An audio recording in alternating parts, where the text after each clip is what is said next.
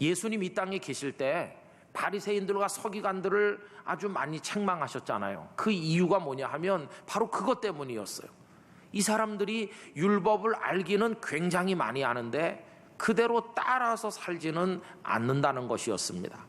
바로 이 지적이 마태복음 23장 2절 이하에 나오는데 제가 읽어보겠습니다. 서기관들과 바리새인들이 모세의 자리에 앉았으니 그러므로 무엇이든지 그들이 말하는 바는 행하고 지키되 그들이 하는 행위는 본받지 말라. 그들은 말만 하고 행하지 아니하며, 이렇게 나오잖아요. 말만 하고 행하지 않는데요. 알기는 많이 알아서 남에게 이야기하는데 행하지는 않아요. 또 무거운 짐을 묶어 사람의 어깨에 지우되 자기는 이것을 한 손가락으로도 움직이려 하지 아니하며. 이 바리새인들이나 서기관들의 문제는 알기는 많이 알아서 남들에게 말은 잘해요. 그런데 행하지는 않는다는 것이 좀 찔리죠, 우리가.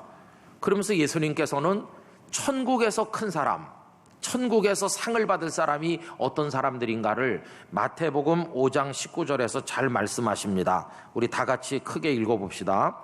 그러므로 누구든지 이 계명 중에 지극히 작은 것 하나라도 버리고 또 그같이 사람을 가르치는 자는 천국에서 지극히 작다 일컬음을 받을 것이요 누구든지 이를 행하며 가르치는 자는 천국에서 크다 일컬음을 받으리라. 아멘. 저는 이런 말씀 읽으면 마음이 많이 찔려요. 왜냐하면 우리 교우님들에게 이렇게 믿으셔야 됩니다 하는 얘기를 제가 많이 하잖아요. 그런데 딱 여기 보면 행하며 가르치는 사람이라야 천국에서 큰 자라고 그랬는데, 저는요 행하지 못하면서 가르치는 사람인 것 같아서 참 마음이 이렇게 부끄럽고 그렇습니다. 여러분, 여기서도 분명히 드러나는 게 뭡니까? 행하며의 초점이 있어요. 말씀을 따라 사는 게 그게 중요하다는 것을 우리에게 알려주고 있습니다. 여러분, 이 점에서 마리아는 대단한 여성이었어요. 마리아는 아까 우리 읽은 38절 귀절처럼 말씀대로 이루어지이다 이렇게 했는데, 그럼 그 말씀이 뭡니까? 당연히 이해되고 그렇게 되면 참 좋겠어 하고 원하던 내용입니까? 아닙니다. 천사 가브리엘이 전해준 이야기는 아주 황당무계한 이야기였습니다. 마리아야, 네가 하나님의 아들을 낳을 것이다, 이거 아니었어요? 여러분, 어떻게 연약한 인간이 하나님의 아들을 낳습니까? 이거 자체가 이상한 얘기 아닙니까? 거기다가 아들을 낳는다고 하는데 나는 남자를 알지 못하는 처녀인데 어떻게 처녀가 아이를 낳나? 이것도 도대체가 성립되지 않는 얘기 아닙니까? 그래서 마리아가 들은 얘기는 있을 수도 없는 얘기고 이해되지도 않는 얘기고 믿을 수도 없는 이야기였어요. 그런데 중요한 건 뭐냐 하면 마리아는 그 말을 믿었다는 것이, 믿어지지 않는 내용인데 믿었고 이해되지 않는데 수용했고, 그리고 도저히 있을 수 없는 이야기를 자신의 인생에서 일어나기로 원하는 마음으로 말씀대로 되리라고 얘기했어요. 자신의 전 생애를 하나님의 말씀이 성취되는 무대로 가져다 바친 거예요. 내 인생에서 그 말씀이 이루어지기를 원합니다. 여러분, 그러니 말씀에 자기를 다 맡긴 것이고 말씀에 자신을 던진 게 아닙니까? 그러니까 율법 선생이나 이런 분들보다 마리아가 더 훌륭한 말씀의 사람으로 이 본문에 나타나고 있다는 겁니다. 아까 처음에 말씀드린 이야기식으로 하면요, 그 당시 랍비나 서기관이나 이런 사람들은 지식은 많지만 수용할 줄 모르는 교수와 같다면, 이 마리아는 지식은 적어도 그 말씀대로 살아감으로 말미암아서 수용할 수 있는 사공과도 같은 사람이었다고 이야기할 수가 있을 것입니다. 근데 여러분, 마리아가 처음부터 그랬나? 그건 아니죠. 우리 지난번에도 언급한 것처럼 처음부터 그 말씀을 믿고 이해했던 건 아닙니다. 천사가 처음에 이 얘기했을 때는 마리아도 강력하게 항의했습니다. 나는 남자를 알지 못하는 여성인데 어떻게 그런 일이 있을 수 있느냐고 했었어요. 받아들이기 힘들다는 거 마리아도 느꼈을 것입니다. 그런데 마리아가 갑자기 변한 이유가 있어요. 그것은 가브리엘 천사가 던진 한마디 이야기 때문이었어요. 그 한마디가 어디 나오느냐? 37절에 기록되어 있습니다. 다 같이 읽으실까요? 대저 하나님의 모든 말씀은 능하지 못하심이 없느니라. 할렐루야. 바로 이거였습니다. 여러분, 이 말씀 속에 담긴 뜻이 이런 겁니다. 마리아야, 난 너 이해한다. 네가 그렇게 당황하는 거 알아. 그리고 믿을 수 없다고 생각하는 것도 알고, 처녀가 어떻게 아이를 낳나 네 생각 다 이해해. 그러나 네가 모르는 거 하나 있다. 그게 뭐냐 하면, 네가 이해하고 못하는 거랑 상관없이, 네가 받아들이고 못 받아들이는 거랑 전혀 상관없이 하나님의 말씀은 전능하다. 그대로 된다는 것이, 이게 천사가 전달해 준 선언이었어요. 이해 못해도 이루어지는 것이에요. 이해해도 이루어지고, 그거랑 상관없이. 그런 거라면 그 말씀이 이루어지도록 나를 맡길 수밖에 없다는 걸 마리아 스스로가 깨닫게 된 것이에요. 그래서 주의 계집종이오니 말씀대로 내게 이루어지이다 하고 자신을 맡기게 된 것입니다. 여러분, 하나님의 말씀은 전능한 말씀입니다. 하나님께서는 말씀으로 천지 만물을 창조하셨습니다. 성경에 보면 하나님을 말씀과 동일시하기까지 했어요. 요한복음 1장 1절 태초에 말씀이 계시니라 이렇게 했잖아요. 근데 1장 14절에 가보면 그 말씀이 육신이 되셨다고 그래요. 사람의 몸을 입고 이 땅에 오셨다. 그러면 성부 하나님은 말씀으로 천지를 창조하셨고, 그런 분이신데 성자 예수님은 그 말씀이신 그분이 사람의 몸을 입고 아들이라는 신분으로 이 땅에 오신 분이 성자 아니세요? 그러면 성령님은요? 성령님은 말씀을 깨닫게 하시고 전하게 하시고, 들으면 마음속에서 반응이 일어나게 하시고 감동을 받게 하시고, 그 말씀을 받아들이면서 살고 싶다는 소원이 우리 속에 생기도록 해주시는 분이 성령님이시거든요. 지금 제가 말씀드리고 교우님들은 들으시고 이해하고 끄덕끄덕하고 하시는데, 이게 성령님이 역사하시는 증거인 것입니다. 그리고 보면 성부, 성자, 성령 삼위일체 하나님은 말씀으로 존재하시고 말씀으로 우리에게 다가오시고 말씀 속에서 역사하신다는 걸 알 수 있죠. 그러니까 말씀을 빼놓고는 하나님이란 존재를 아예 생각을 할 수가 없다는 걸 깨닫게 돼요. 그 말씀 앞에 마리아가 자신을 드렸다는 것은 다른 말로 환원하면 하나님께 자신을 드린 것과 같다 하는 것입니다. 그러므로 여러분, 나 하나님 잘 믿고 싶어요, 그 말을 바꾸면 나 말씀대로 살고 싶어요 하는 것과 동의어입니다. 왜냐하면 말씀대로 살지 않으면서 하나님을 잘 믿는다는 건 애초부터 성립이 안 되는 말이기 때문에 그래요. 우리 교우 여러분, 이제 우리 말씀을 많이 아는 데서 뛰어넘어서 말씀대로 사는 대로 나가게 되시기를 기원합니다. 그래야 그 말씀이 죽은 지식이 아닌, 물에 빠지면 수영 못해서 그 모든 지식이 헛되게 되는 것처럼 그렇게 안 되는, 살아서 역사하고 생명을 가져오는 능력의 말씀이 되는 것이에요. 언제? 말씀대로 살아갈 때.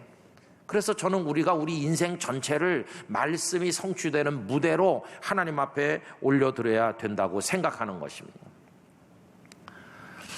여러분, 말씀대로 이루어지다라고 했을 때 그럼 그 기간은 얼마 동안일까요? 기간. 아니, 여인이 아기를 낳는데 걸리는 기간이 얼마일까? 잉태해서 출산하기까지 보통 10달이라고 하니까 그럼 마리아는 10달 동안 했나 보다. 아닙니다. 말씀대로 이루어지다, 이건 장엄하고도 비장한 얘기였어요. 이거는 10달이라는 시간 동안에 하는 게 아니라 그녀의 평생 동안 한 거였어요. 여러분, 10달 지나고 예수님이 태어나셨어요. 베들레헴에서. 그걸로 마리아가 하나님 저 사명 완수했으니까 이제 손 떼요 이렇게 했나요? 아니요. 그 헤롯 왕이 베들레헴의 갓난아기들 다 죽이기 때문에 주의 사자가 나타나서 애굽으로 가라. 애굽에 갔어요. 언어가 안 통하고 생활이 불편한 곳에서 나그네 생활을 여러 해 했습니다. 그게 마리아의 고통이었겠죠. 그리고는 나사렛으로 돌아왔는데 예수님이 30살쯤 되셔서 메시아 사역을 시작했을 때 날마다 좋은 소식이 전해졌을까요? 아닙니다. 어느 날 사람들이 몰려와서 아이고 마리아 마리아 들었냐고, 큰일 났다고, 당신 아들이 미쳤다고 그래요, 빨리 가봐야 되겠다고. 그러면서 사람들이 하는 말인즉슨 당신 아들이 사람들이 들으면 무슨 말인지 알아듣지도 못할 말도 하고 그 탁월한 선생님들이 들어보면 당신 아들이 잘못 가르치고 있다던데 자기를 뭐 하나님의 아들 어쩌고 하면서 미친 것 같다던데 빨리 가서 집으로 데려오지 않으면 당신 아들 예수가 큰일 나겠다고. 복음서에 보면 그런 대목이 나오잖아요. 여러분, 아들이 미쳤다는 소리 듣는 부모의 마음이 기쁘겠어요? 가장 비참한 건 언제였을까? 여러분, 예수님이 채찍에 맞아 살점이 다 떨어져 나가고 피투성이가 된 그 몸을 가지고 십자가를 지고 골고다로 올라가는데 쓰러지고 또 쓰러지다가 구레네 시몬이 십자가를 대신 지고 벌써 반은 죽은 모습으로 피투성이가 돼서 올라갈 때 그 어머니가 뒤에서 따라가고 아들이 십자가에 매달려서 죽어가는 그 헐떡거리는 모습을 밑에서 올려다보는 그 어머니의 마음이 어떠했겠어요? 그게 말씀대로 이루어진 결과가 그렇게 나타났어요. 그러니 말씀에 자신을 맡긴다는 건 10달 동안만, 앞으로 딱 한 달 아니면 1년 이게 아니라 우리의 전 생애를 하나님께 맡긴다는 뜻이에요. 왜? 하나님은 우리를 한 달만 사랑하고 손 떼시는 분이 아니고 평생의 우리 아버지이기 때문인 것입니다. 그러나 여러분, 그렇게 말씀을 따라 살아가는 삶의 끄트머리는 뭘까요? 빛나고 아름다운 승리인 줄로 믿습니다. 그렇게 그 아드님 예수님이 십자가에 매달렸는데 마지막에 어떻게 됐어요? 우리 예수님 영광스럽게 부활하셨습니다. 그 순간 마리아의 고통은 다 끝났어요. 그 주가 되신 그 예수님을 보는 순간 얼마나 기쁘셨겠어요. 성도 여러분, 우리의 전생애를 하나님의 말씀 앞에 가져다 놓게 되기를 간절히 원합니다. 잠시 후에 우리 부를 찬양, 우리 가끔 불렀던 건데 참 그 가사가 오늘 말씀과 딱 맞아요. 말씀 앞에서 경외함으로 주께 홀로 섭니다. 생명의 말씀 읽고 순종해 주를 예배합니다. 기록된 말씀 힘이 있어서 진리로 우리를 거룩해 하며 거룩한 말씀 세세 영원히 복음이 되어 말씀하시네. 이 찬양이 이렇게 시작하거든요. 이제 반복되는 후렴이 마리아의 모습을 그대로 반영하는 듯 느껴집니다. 하나님 말씀에 두려워 떠는 자, 그 말씀에 생명을 거는 자, 한 사람 찾으시는 주님의 약속을 믿어 하나님 말씀에 운명을 거는 자, 순종하며 주 따라가는 자. 언제까지? 평생 동안. 마리아의 모습이 이런 모습이 아니었겠습니까? 여러분, 그게 바로 하나님의 말씀을 따라 사는 하나님의 백성의 모습이어야 하는 줄로 믿습니다. 그래서 여러분, 우리가 말씀을 많이 아는 지식에서만 멈추면 안 되죠. 지식은 알면 알수록 우리를 교만하게 만듭니다. 하나님을 사랑하고 이웃을 사랑하고 나 자신을 사랑하는 마음으로 말씀을 실천하면 덕이라는 열매가 맺히는데, 알고만 있으면 그 교수가 잘 모르는 사공을 무시하는 교만의 죄를 짓듯이 그렇게 되고 마는 것입니다. 그래서 고린도 전서 8장 1절은 이렇게 말씀했습니다. 우상의 제물에 대하여는 우리가 다 지식이 있는 줄을 아나. 그 다음에 보세요. 지식은 교만하게 하며 사랑은 덕을 세우나니. 하나님 사랑하면 하나님 말씀에 순종하게 되고 그 결과는 덕을 세우는 쪽으로 나타나게 된다는 것이. 여러분, 우리가 왜 이렇게 하나님의 말씀을 강조하게 됐나? 이게 종교개혁자들의 그 솔라 스크립처라, 오직 말씀으로, 그 원리 때문이기도 하지만 근본적으로 그런 것이죠. 여러분, 마틴 루터는 1517년 딱 500년 전 10월 31일 면죄부를 반박하는 95개 조항의 반박문을 갖다 붙였다고 알려집니다. 그런데 루터가 직접 붙였는지 나중에 다른 사람이 붙였는지는 알려지진 않았어요. 어쨌든 10월 31일, 이제 한 달 남은 거죠. 그러면 루터가 처음부터 종교개혁에 의지가 있었나? 무슨 대단한 리더십이 있는 사람이었느냐? 아닙니다.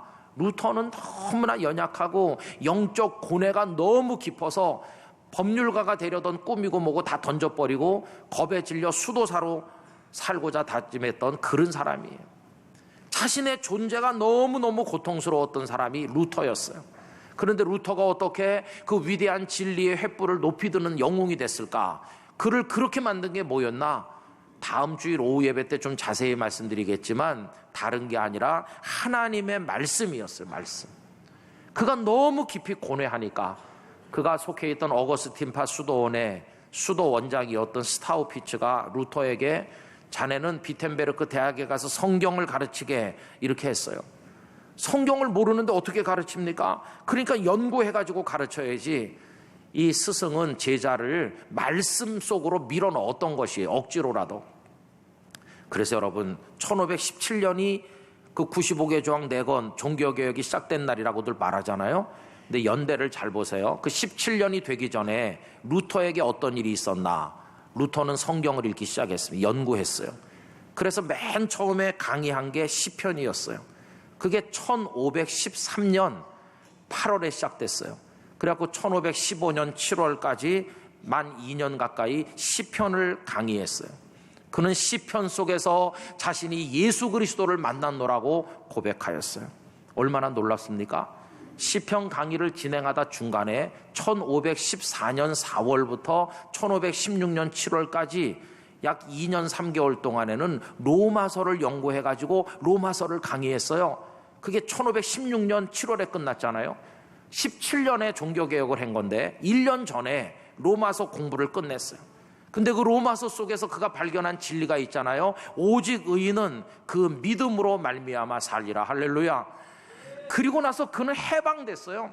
그 대목에 그가 적어놓은 글을 보면 형언할 수 없이 밝은 빛이 자신의 가슴 속으로 확 쏟아져 들어온다고. 그 연약한 고민에 빠져서 허덕이던 한 인생이 위대한 진리의 횃불을 드는 사람으로 바뀌게 됐는데 그걸 가능하게 만들어준 게 뭐냐? 하나님의 말씀이었어요. 말씀. 여러분 오늘도 말씀은 우리를 빚어 새 사람 되게 하고 진리의 투사가 되도록 만드는 줄로 믿습니다. 그래서 그때부터 종교개혁의 후예자들은 오직 말씀, 이게 원리였어요. 대단한 이야기도 말씀에 위배되면 그건 잘못된 것이고 그렇지 않아 보이는 이야기도 말씀 속에 들어있으면 이건 진리다. 말씀이 표준이 되었어요. 모든 것을 판단하는 잣대는 기준은 하나님의 말씀이다 하는 것입니다. 저는 우리 땅끝 교회가 오직 말씀으로 오직 성경으로 이 원리를 잘 붙들게 되기를 간절히 기원합니다. 여러분 하나님의 말씀 성경은 우리에게 어떤 책일까요? 우리에게 성경은 유일무이한 신적 권위를 가진 유일한 계시, 이게 성경입니다. 여러분 성경은 인간의 책이 아니라 하나님의 말씀입니다. 왜냐하면 하나님의 감동으로 기록되었거든요. 여러분 디모데후서 3장 16절에서 17절 다 같이 우리 읽어보겠습니다. 모든 성경은 하나님의 감동으로 된 것으로 교훈과 책망과 바르게 함과 의로 교육하기에 유익하니 이는 하나님의 사람으로 온전하게 하며 모든 선한 일을 행할 능력을 갖추게 하려 함이라. 아멘. 그래서 대단한 감동을 주는 문학작품이 있지만 그 문학작품을 훨씬 뛰어넘는 온전한 것이 이 성경인 것이. 위대한 설교자들의 설교가 아무리 대단해도 뛰어난 신학자들의 강연이 아무리 훌륭해도 성경에 비견할 수는 없는 것입니다. 그래서 개혁자들은 말했습니다. 교황이 발표하는 칙령, 하나님의 말씀 앞에 빛을 잃는다. 교회 회의가 결정하는 어떤 결정도 하나님의 성경에 위배되는 건 그건 진리가 아니다. 교황도, 그 하늘같이 군림하던 교황도 말씀 앞에 회개해야 된다. 여러분 이건 청천벽력 같은 얘기였어요. 중세 때 교황은 우리가 지금 생각하는 교황하고 전혀 다릅니다. 교황의 말 한마디에 황제 자리가 바뀌고 그랬어요. 그런데 그 교황도 말씀 앞에 죄인이고 회개하라. 그러니 종교개혁자들을 죽이고 그랬던 것입니다. 여러분 성경은 유일무이한 하나님의 계시인 것이. 그리고 성경은 몇 가지 특성이 있어요. 첫째는요, 통일성이 있습니다. 성경은 수천 년에 걸쳐서 수많은 사람이 기록했는데 창세기부터 요한계시록까지가 하나의 주제가 쫙 물 흐르듯이 흐르고 있어요. 이게 통일성인데 어떻게 그랬을까? 성경의 저자는 하나님이시기 때문에 그런 것이. 그래서 하나님이 계시고 우리를 구원하시고 영원한 새하늘과 새 땅, 천국을 열어가시는 이 주제가 통일성을 가지고 쫙 연결되어 있어요. 두 번째는 성경은 명료성을 가진다. 여러분 명확하다는 거예요. 어떤 분들은 성경이 뭘 말하는지 모르겠어요. 헷갈려요. 어려워요. 모호해요. 그런 분들이 있지만 여러분, 성경을 우리에게 주신 목적이 뭔지 아세요? 하나님과 그 아들 예수님을 믿어 영원한 생명에 이르도록 하려고 주신 책이 성경인 것이에요. 우리 선배들이 다 성경을 읽어서 하나님이 계신 걸 알았고 그 사랑을 알았고 예수님의 구원의 진리를 알고 천국의 백성이 됐어요. 근데 그게 명확하다는 것입니다. 여러분, 요한복음 20장 31절 다 같이 읽어보십시다. 오직 이것을 기록함은 너희로 예수께서 하나님의 아들 그리스도이심을 믿게 하려 함이요 또 너희로 믿고 그 이름을 힘입어 생명을 얻게 하려 함이니라. 아멘. 성경에 오해되고 이해되지 어려운 부분도 있는 것 같지만 창세기부터 요한계시록까지 예수님을 통해 구원받는 진리가 명확하게 계시되고 있다는 것이, 세 번째 성경의 특성이 뭐냐 하면 이거면 충분하다 하는 충분성입니다. 어떤 분들은요, 성경 가지고 모자라다 그래요. 성경만 믿어가지고는 안 된다. 그럼 뭐가 더 필요하냐? 아무개가 환상을 보셨는데 그 환상이 필요하다는 거예요. 이단이나 사이비로 갈수록 개인이 체험한 환상, 무슨 귀로 들은 이야기 이런 걸 더 절대시해서 성경은 무시하고 그런 거에 홀려가지고 다닙니다. 이건 정말 위험한 것이에요. 여러분, 성경 하나면 충분합니다. 충분해. 이거 부족해가지고 뭐 이상한 얘기 그 듣고 따라다니면 그건 아주 위험하다는 사실을 알아야 돼요. 그래서 성경은 신앙과 행위의 유일무이한 규범입니다. 쉽게 말하면 이런 얘기죠. 어떻게 믿어야 되나요? 대답이 성경에 있습니다. 어떻게 살아야 될까요? 그것도 성경에 대답이 있습니다. 신앙과 행위의 유일한 규범으로 하나님은 성경을 우리에게 주셨습니다. 여러분, 성경을 사랑하시고 말씀대로 따라 사시게 되기를 바랍니다. 그럼 이걸 어디서 우리가 익히고 배우고 들어야 될 것인가? 하나님의 교회 울타리 안에서 하셔야 됩니다. 하나님의 교회 울타리 안에서 우리 선배들이 은혜 받아서 읽었던 그 전승을 다 눈에 렌즈처럼 끼고 이 말씀을 읽어야 되는 것이, 이단과 사이비가 왜 위험하냐 하면요, 그분들은 자기 논리를 하나 정해놔요. 그리고는 성경 여기저기서 그 논리를 뒷받침하는 귀절만 편리한 것만 뽑아가지고 엮었어요. 들어보면 일목요연한 것 같죠. 그러나 성경을 전체로 받아들이는 게 아니라 자기들 입맛에 맞는 몇 개를 가지고 엮어가지고 교리를 만든 거예요. 아주 거기 가니까 이해가 잘 된다. 이단은 다 이해가 잘 되도록 만들었어요. 그게 얼마나 위험한지를 알아야 될 것입니다. 그러면 하나님의 말씀을 읽는 원리는 뭡니까? 논리를 내가 정하고 성경에서 그걸 뒷받침하는 걸 끌어내는 게 그게 올바른 태도입니까? 아니요. 모든 내 생각, 내 논리 다 버리고 그냥 백지 상태로 말씀 앞에 나가 주시는 말씀이 이해가 되든 안 되든 어렵든 쉽든 간에 무조건 아멘으로 받는 게 말씀을 대하는 태도인 줄로 믿습니다.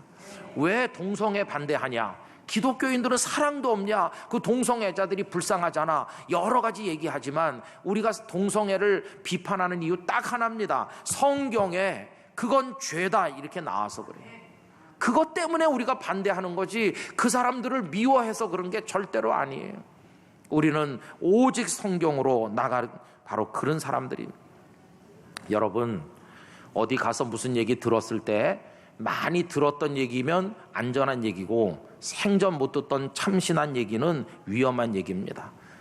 잘 들어보세요. 성경이 진리잖아요. 진리잖아요. 그죠? 근데 진리는 많이 들으면 질리게 돼 있어요. 아유, 또 해, 그 소리 또 하네. 지겹다. 질린다니까요. 진리는 질리게 돼 있는 거예요. 근데 그게 안전한 것이에요. 어떤 거냐? 예수님만이 우리의 구주이시다. 그건 진리인데 많이 들으면 진리잖아요. 근데 그게 우리를 천국으로 인도하는 것이에요. 참신한 얘기 해보겠습니다. 이 세상에 우리를 구원할 자는 오직 땅끝교회 김은성 목사밖에 없다. 우와, 참신하다. 그거 다 지옥에 떨어지는 길이에요. 여러분, 우리 교회 진리의 기둥과 터가 되기를 소원합니다. 저는 늘 새벽마다 기도합니다. 예수님 재림하는 그날까지 우리 교회가 대단하고 화려하고 그런 교회 아니지만 이 말씀이 왜곡되지 않고 정확하게 진리 그 자체로 선포되게 도와주시옵소서. 이렇게 기도하고 있어요. 여러분이 다 말씀의 사람 되시기를 축원드립니다. 말씀대로 이루어지이다. 할렐루야. 오늘의 마리아처럼 살아가시기를, 그 안에 있는 평안과 축복을 누리시기를 예수님의 이름으로 축원합니다.